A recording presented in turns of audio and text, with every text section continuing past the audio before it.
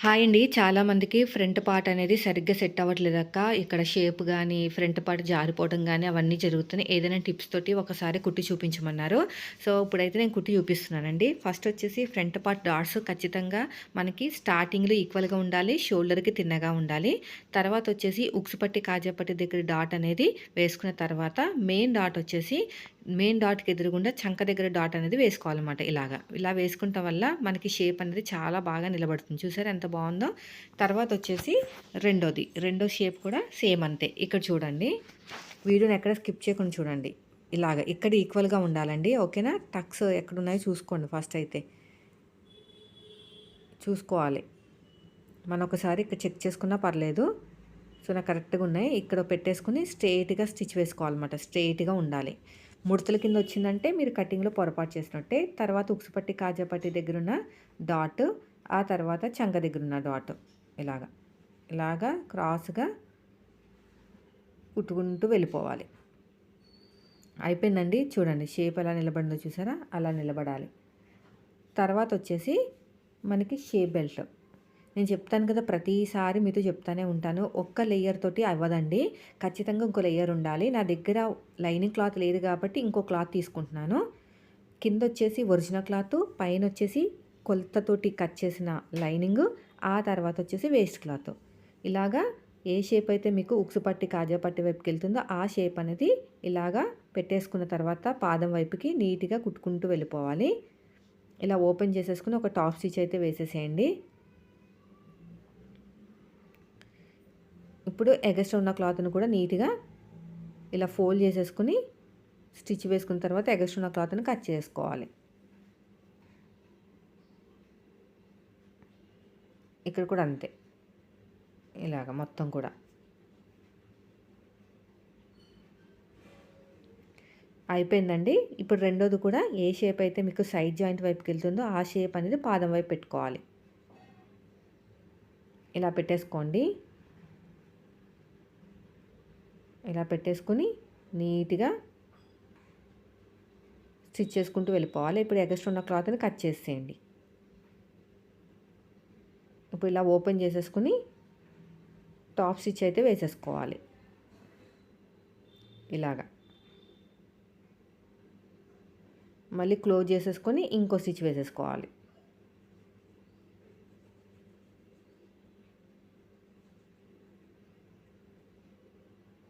ఇప్పుడు ఎగస్ట్రా ఉన్న క్లాత్‌ని కట్ చేసేద్దాము. చూడండి. ఇప్పుడు షేప్ బెల్ట్ అనేది జాయిన్ చేసుకోవాలి. ఒక దాని మీద ఒకటి పెట్టుకొని చెక్ చేసుకోండి కరెక్ట్‌గా వచ్చిందో లేదో.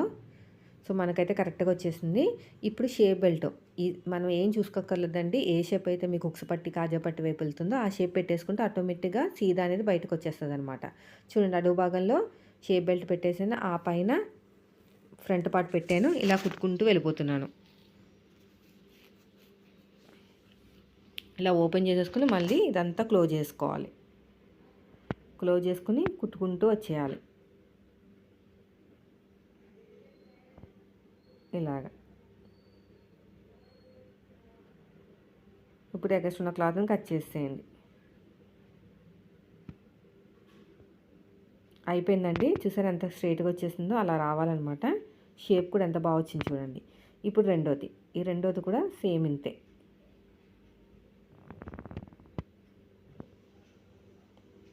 ఇలా స్టిచ్ వేసుకుంటూ వెళ్ళిపోవాలి. ఇలాగా.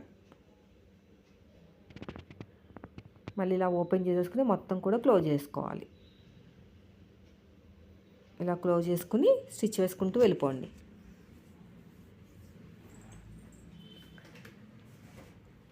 వీడియో నచ్చితే లైక్ చేయండి ఫ్రెండ్స్. మీరు మన ఛానల్ ఫస్ట్ టైం చూస్తే సబ్స్క్రైబ్ చేయండి.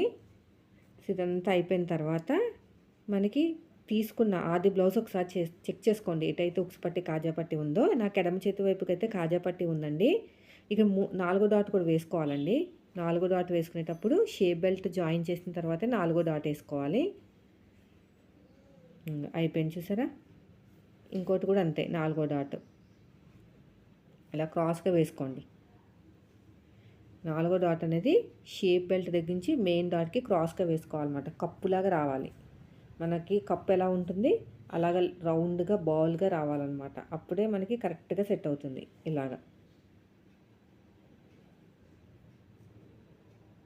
ఇలాగా క్రాస్గా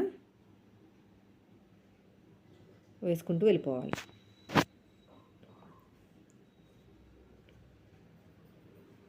చూడండి ఎలాగ వేసానో అలాగా. ఓకేనా.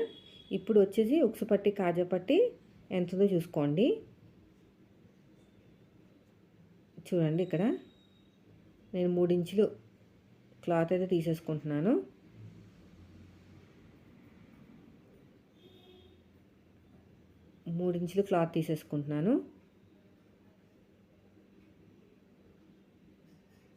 ఎగస్ట్రా ఉన్న క్లాత్ను కూడా నీట్గా కట్ చేసేయండి. ఇప్పుడు ఒక దాని మీద ఒకటి పెట్టేసుకొని స్టార్టింగ్లో చిన్న ఫోల్డింగ్ ఇచ్చేసేయండి.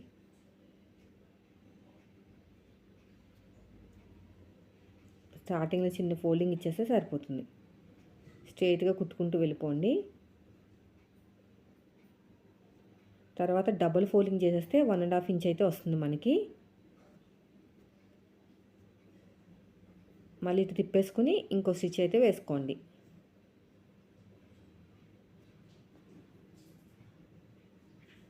ఇలాగా స్టిచ్ వేసుకున్న తర్వాత ఒక దాని మీద ఒకటి పెట్టేసుకుని ఇలా చెక్ చేసుకోండి. చూసారు ఎంత బాగా వచ్చేసిందో, అలా కరెక్ట్గా రావాలండి. ఓకేనా. ఇప్పుడు కాజా పట్టి అయిపోయింది కదా. ఉక్సు పట్టి కోసం 1.5 ఇంచ్ తోటి కాటన్ క్లాత్ తీసుకోండి. కాటన్ క్లాత్ తీసేసుకుని 1.5 ఇంచ్ తీసుకోవాలన్నమాట స్ట్రెయిట్గా. క్లాత్ వేస్ట్ అవ్వకుండా చూడండి. 1.5 ఇంచ్తో తీసేసుకోవాలి మనం.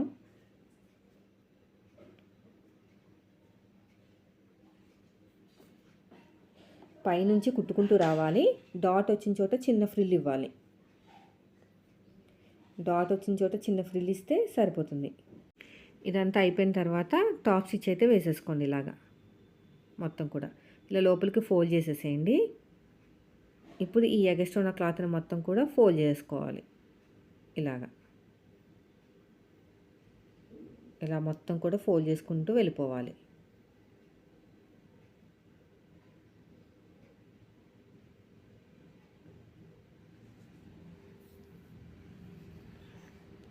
ఇప్పుడు ఎగస్ట్రా ఉన్న క్లాత్ నీట్గా కట్ చేసేయండి. ఇప్పుడు ఒక దాని మీద ఒకటి పెట్టుకుని చెక్ చేసుకుంటే మనకి పర్ఫెక్ట్గా వచ్చేస్తుంది. చూసారు ఎంత బాగా వచ్చిందో. అయితే ఇదంతా అయిన తర్వాత మీరు ఏం చేయాలంటే బ్యాక్ పార్ట్ మీద ఫ్రంట్ పార్ట్ పెట్టేసుకుని ఇక్కడ మన డాట్ వేయడం వల్ల కొంచెం కిందకి దిగుతుంది అనమాట. బ్యాక్ పార్ట్లో డాట్ వేయడం వల్ల కిందకి దిగుతుంది. యాక్చువల్గా బొట్టిక్లో ఏం చేస్తారంటే కట్ చేసేటప్పుడే క్రాస్గా కట్ చేస్తారు. కానీ మనం కుట్టేటప్పుడు కట్ చేసుకుంటే ఇంకా మంచిది. ఇంకా ఎక్కువ ఏమైనా కట్ అవ్వాల్సి వస్తే కట్ చేసేయచ్చు. నేనైతే అదే మెథడ్ ఫాలో అవుతానండి. మీలో ఎవరైనా ఈ మెథడ్ ఫాలో అయితే బెస్ట్ అనిపిస్తుంది నాకైతేనే. ఇలా మొత్తం కూడా డాట్ దగ్గర చిన్న ఫ్రిల్ పెట్టేసుకుంటూ పట్టీ అనేది జాయిన్ చేసేసుకోవాలి.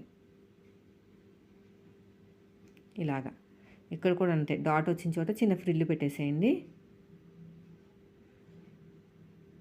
స్ట్రెయిట్గా కుట్టుకుంటూ వెళ్ళిపోవాలి. మళ్ళీ మొత్తం కూడా టాప్ స్టిచ్ అయితే వేసేసుకోండి. ఇలా టాప్ స్టిచ్ వేసుకున్నామంటే లోపల ఉన్న ఈ పట్టీ అనేది బయటకు కనిపించుకొని ఉంటుందన్నమాట. ఇదండి ఈరోజు వీడియో. నచ్చితే మాత్రం లైక్ చేయండి ఫ్రెండ్స్. మీరు మన ఛానల్ ఫస్ట్ టైం చూస్తే సబ్స్క్రైబ్ చేయండి. Thank you.